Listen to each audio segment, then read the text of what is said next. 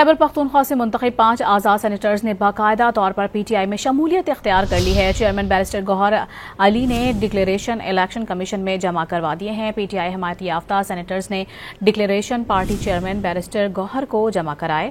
ان senators میں مرزا آفریدی، اعظم سواتی، فیصل جاوید، نور الحق قادری اور روبینہ ناز شامل ہیں۔ Chairman P T I barrister Gohar Ali نے پی ٹی آئی کی حمایت یافتہ سینیٹرز کی ڈکلیریشن الیکشن کمیشن میں جمع کروا دیے۔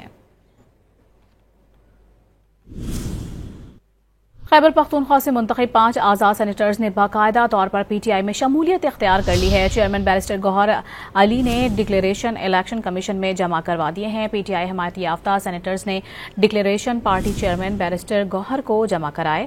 ان سینیٹرز میں مرزا آفریدی، اعظم سواتی، فیصل جاوید، نور الحق قادری اور روبینہ ناز شامل ہیں۔